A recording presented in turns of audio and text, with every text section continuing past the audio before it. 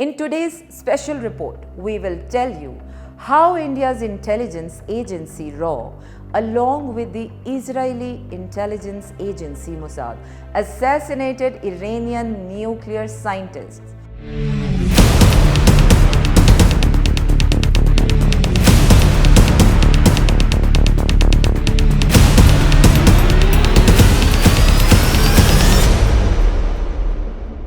Hello, my name is Sana Humayun and you are watching White News. Above and beyond the headlines, like, follow and subscribe to White News.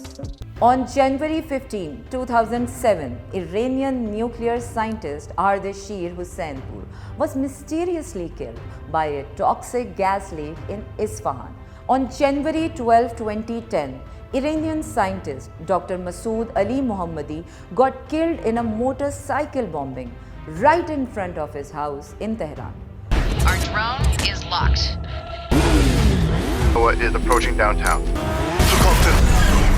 On November 29, 2010, Majid Shahriari was traveling in his car on the Ardèche highway in Tehran when an unidentified motorcyclist attached a magnetic bomb to his car and killed him. There is a long list of Iranian nuclear scientists who have been mysteriously killed in the last 2 decades, and about which the Israeli intelligence agency Mossad has openly admitted that Israel had a clear hand in the killings of these Iranian nuclear scientists. Here the question is, amid intensely high security in Iran, it is quite a difficult task to get any nuclear scientist assassinated.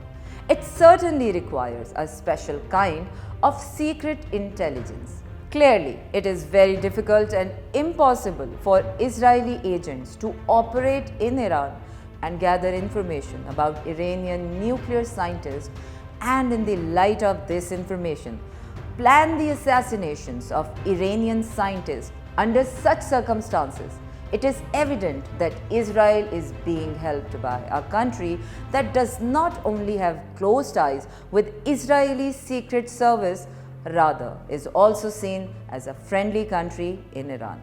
On deep speculation, it is evident that there is only one such country in the world, named India. We love India. We admire India. We believe in India. And we want this partnership of India. It is to be remembered that many Indian citizens work as doctors and businessmen in Iran, and many of these Indian citizens are the agents of the Indian intelligence agency 𝐁𝐔𝐒. But we have no information about them. Viewers of White News are urged to keep in mind the statement of 𝐂𝐥𝐬𝐿, the former head of Israeli intelligence agency Mossad, former National Security Advisor and head of the National Security Council, in which he acknowledged that Israeli and Indian intelligence agencies work in collaboration. The question is, what do the Indian intelligence agency 𝐁𝐸 and the Israeli intelligence agency Mossad work for together? There has been intelligence cooperation between Israel and India over the years. It's a long cooperation. Israel's intelligence agency is made up of 3 parts. The first being Aman, a military intelligence agency. The second being Shabak, which provides internal security.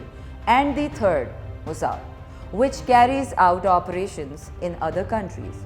Indian intelligence agency 𝐁𝐸 has been providing secret intelligence about Iran to Israel since before 1990. It is to be noted that in May 1991, an agent of the Indian intelligence agency 𝐁𝐸 named Sandeep Kapoor got arrested by the Iranian intelligence agency for providing secret intelligence to Israel about Iran. It was at the time when former Indian Vice President Hamid Ansari was India's ambassador in Iran. Embassy के लोग थे, diplomats, non diplomats, कि आप उनके Iranians जो हैं आपके diplomats को अरेस्ट करके ले जाते हैं, उठा के ले जाते हैं, आपको इन्फॉर्म नहीं करते।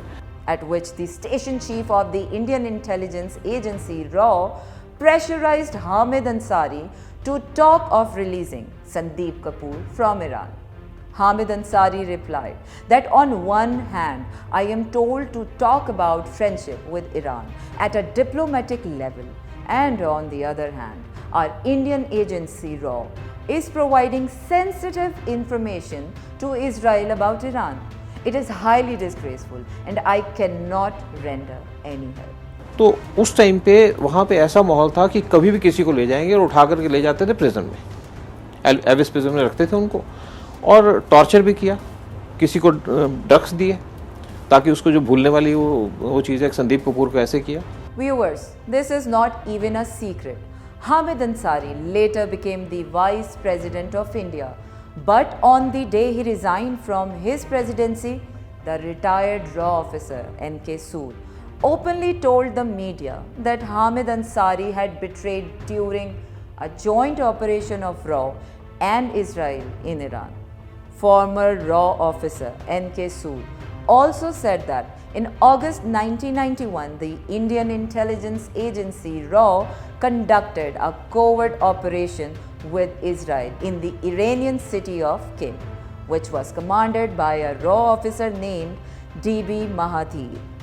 But Hamid Ansari had angrily reported it to the Iranian Secret Service only because he was kept unaware of the whole matter.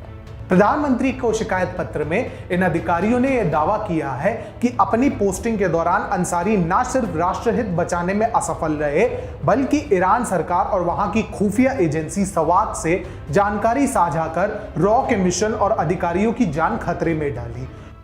In 2010, Iran's supreme leader Ayatollah Khamenei called on Muslims around the world to help Kashmiri Muslims against the Indian Army's genocide in occupied Kashmir.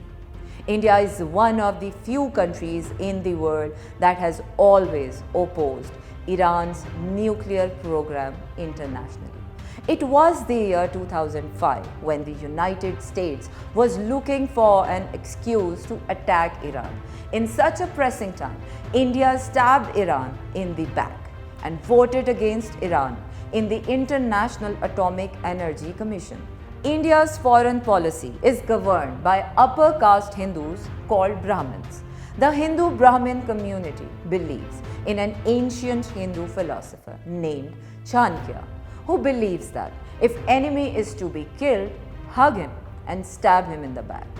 And this is exactly what India's Brahmin elite is doing with Iran. India is also one of those few countries which strongly opposed Iran's Islamic revolution and openly sided with Iraq in the Iran-Iraq war.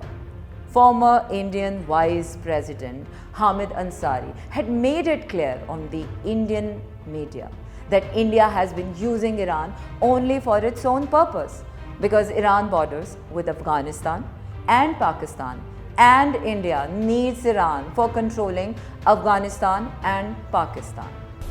मगर Iran सिर्फ energy supplier नहीं, Iran एक बहुत बड़ा देश है, बहुत important देश है, और जो देश है वो पाकिस्तान के दूसरी तरफ है, अफगानिस्तान के दूसरी तरफ है। तो जब हम ईरान को देखते हैं तो इन तमाम चीज़ों को समझने की कोशिश करते हैं।